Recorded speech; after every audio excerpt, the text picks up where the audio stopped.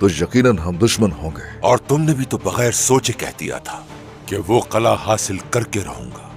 तो बताओ, अब भी अपनी बात पर कायम हो उस्मान? बिल्कुल ऐसा ही है। यकीनन अपनी बात पर कायम हूं करासी सरदार।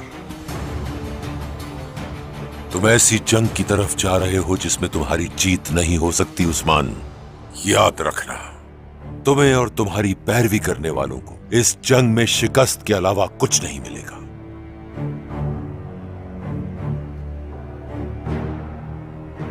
करासी सरदार, मैं और मेरे साथ चलने वाले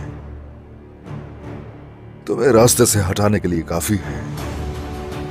इसकी फिक्र मत करना।